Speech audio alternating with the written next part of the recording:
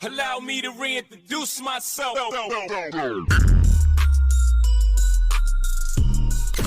Welcome to Game Time with Hubb, your all-access pass to the hottest stories in football, basketball, boxing, and wrestling.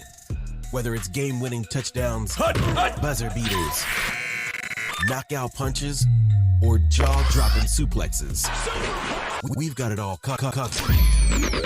He's your host, Hubb.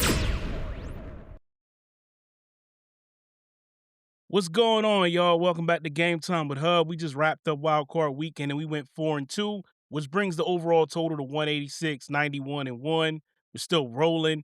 Now the divisional round is set after Wild Card Weekend full of late comebacks and tight finishes. The top seeds, Denver and Seattle, enter the fray. We've got vets, we've got the new guard, and we got some matchups that feel like straight up legacy games here. Today, we're going to break down the Saturday slate, which is tomorrow, January 17th. Bills at Broncos, and then the 49ers and the Seahawks in the nightcap. And then Sunday's games, January 18th, which is the Texans at the Patriots, and then the Rams at the Bears. All right, let's set the table, and then we're going game by game with keys, takeaways, and picks. All right, real quick, we got the divisional round scenario is simple. Win, you're going to the conference championship. Lose, your season over. No style points, no we'll get them next week. This is where contenders separate from nice stories. The tension this weekend is the contrast. You got established vets like Josh Allen, Matthew Stafford, Brock Purdy, even guys like Sam Darnold. And then you got the new wave in Bo Nix, Drake May, Caleb Williams, C.J. Stroud, all trying to put their stamp on January football right now. And yeah, I know Brock Purdy's only 26, but he's up there, the established vets. Already been to the Super Bowl, already have some January success here.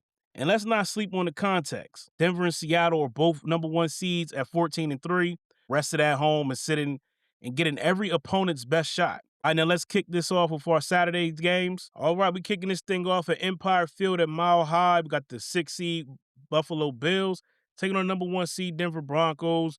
Now, Bills at Broncos, rematch of last year's wild card game where Buffalo bounced Denver 31-7. So the storyline is already loaded. Revenge, seeding, and a real contrast in styles.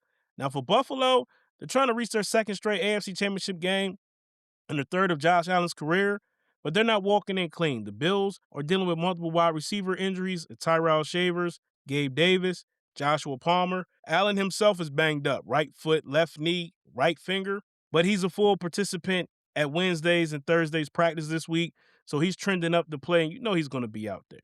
Now, Denver is the AFC's number 1 seed at 14-3, coming off a bye at home in that Mile High Air with a Super Bowl winning coach and a defense that lives in your backfield. Now, my 3 keys in this one is, number 1, the Broncos pass rush versus Allen's durability.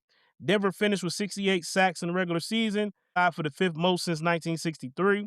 And it's not just sacks. They also led in pressures at 285 and quarterback hits at 164. If Allen takes repeated shots, this becomes a problem fast. Number 2, Bills run game versus the Broncos defense. Denver has one of the league's best secondaries, so Buffalo's cleanest plan is to lean on what they do best. The number 1 rushing attack at 159.6 yards per game, and the NFL's leading rusher in James Cook at 1,621 yards. Plus 2 of the 3 teams that beat Denver this year, the Colts and the Chargers, rush for over 100 yards. Buffalo will try to win that way. And number 3, can Denver actually exploit Buffalo's run defense? Buffalo's run defense is the obvious weakness here, 31st in EPA allowed per design run. The question is whether Denver will commit to it because Denver's run efficiency is only minus 0.04 EPA per design run, while their pass efficiency is 0.12 EPA per dropback. And Denver's plays pass heavy, 5th highest pass rate over expected. So this is a Sean Payton decision game here. They need to lean more heavier on the run game. Now, my takeaway, Buffalo has the best player in the matchup, no question. But Denver has the rest, the home field, and the scarier defense. My pick here, Denver Broncos. All right, now we go into the nightcap, NFC West rivalry, rubber match vibes, and the 49ers team trying to survive another round. Quick break, then we're back with 49ers Seahawks, and why rest, pressure, and missing Kittle changes everything. All right, we head up to Seattle up at Lumen Field where we got the 6th seed San Francisco 49ers taking on the number 1 seed Seattle Seahawks. Now, this is the late game on Saturday night, 8 p.m. on Fox. Now, 49ers at Seahawks, full-on NFC West rivalry, and the timing is wild. These teams opened the season, saw each other in Week 18, and now it's playoff time. Believe this is the first time this has happened where teams saw each other in Week 1, the last week of the season, and then turn around in the playoffs. Now, Seattle is the number 1 seed at 14-3, and they're coming off a bye. San Francisco just went into Philly last week and upset the Eagles, but it cost them. George Kittle is out with an Achilles injury, and that's a massive chunk missing from their offense. Seattle already showed their best version in Week 18. They held San Francisco to 173 total yards and just a field goal. That's the fewest yards in a regular season game in Kyle Shanahan's career. That's not random. That's blueprint football. Now, my 3 keys in this one is, number 1, rest edge historically matters. Since 1984, teams with an 8+ day rest advantage are 7-0 in the playoffs, and in 6 of the 7, the shortest rest team scored 10 points or fewer. Seattle has the rest, and the 49ers just had to empty the tank last week. Number 2, Seattle's tackling and yards after catch control. Seattle emphasized it. The 49ers are elite in yards after catch, but in the last meeting, the Seahawks held 49ers to 2.7 yards after catch. If Seattle tackles like that again, the Niners offense gets stuck in the mud, especially without Kittle. And number 3, run game mismatch plus pressure concern. Now, here's a crazy stat. Christian McCaffrey has an NFL worst minus 180 rush yards over expected this season, and Seattle is the best run defense in the league by EPA per play and opponent success rate. If San Francisco can't run it, it has to be a passing plan. But San Francisco pressure numbers are the problem as well. They had the second lowest quarterback pressure rate in the regular season at 26.7%, and on Wild Card Weekend, they posted the lowest pressure rate of any team that played, 16.2%. That's tough if you're trying to rattle Seattle. Now, Seattle's offense has its own risk. Sam Darnold led the league with 20 giveaways in 2025, and Seattle committed 28 turnovers, second most in the league.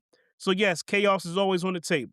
Now, my takeaway in this one is Seattle has the rest and the blueprint, but rivalry games get tight, and I'm betting on San Francisco's familiarity and postseason toughness showing up again. Plus, I want to see some of the homies and my cousin happy. So, my pick here, 49ers. Bang, bang, Niner gang. On that Saturday, Sunday is where it gets real. Texans, Patriots is defense on defense. Then it's Rams, Bears.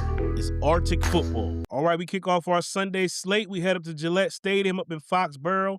We got the 5th seed Houston Texans taking on the 2 seed New England Patriots. Texans, Patriots, this is the future QB showdown here. C.J. Stroud heading into Foxborough to face Drake May and the 15-3 Patriots team. But the headline is the defenses. This is one of those games where a couple bad decisions decides the whole day. Houston is in the Divisional Round for the 3rd straight season, but the franchise is 0-6 all time in these games, so they're trying to snap history. My 3 keys in this one is, number 1, Texans defense is terrifying. Regular season, number 2 scoring defense, 17.4 points per game allowed. Number 1 total defense, 277.2 yards per game allowed. 3rd in takeaways at 29.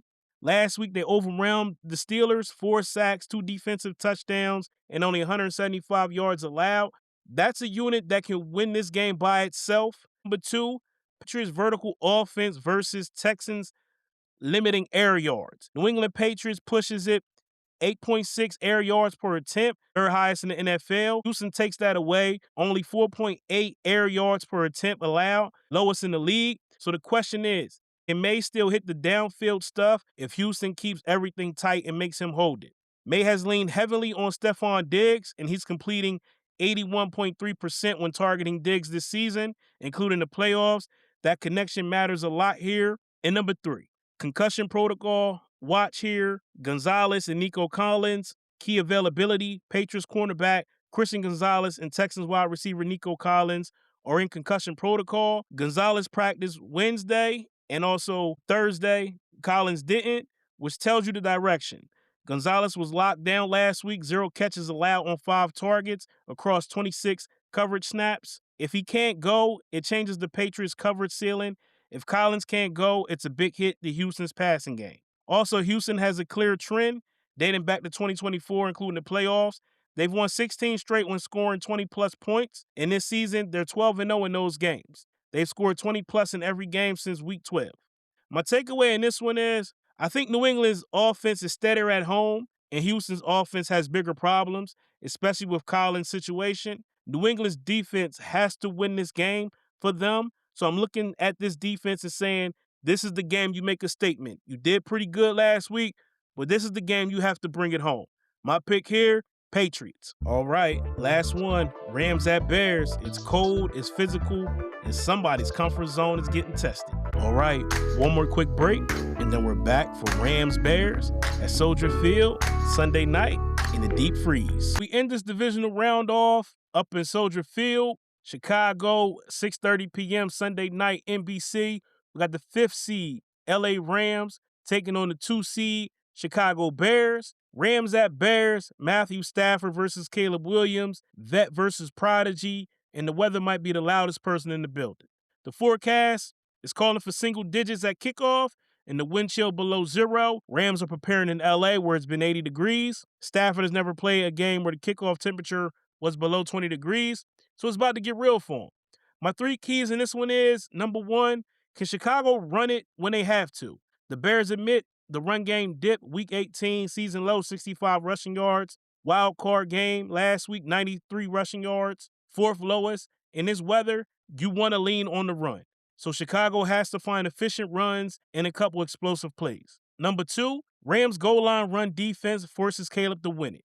The Rams allowed the fewest rushing TDs during the regular season. That means if Chicago gets in the scoring range, Caleb may have to finish drives through the air in brutal conditions. 4 quarters, no shortcuts. And number 3, play action is Chicago's best button here. Now, the Rams are 10th in EPA allowed per drop back, but they dropped to 29th versus play action. Chicago uses play action on 31% of dropbacks, 3rd highest in the league. If the Bears can sell the run just enough, play action can attack the Rams where they've been vulnerable. Caleb Williams is 2-1 when the kickoff temperature is 20 or below. Now, late season defense note for LA, over weeks 12 and 8 through 18, without defensive back Quentin Lake, the Rams slid to 17th in EPA per play. 1 spot below the Bears. Lake returned last week, but LA still gave up 31 points to Carolina.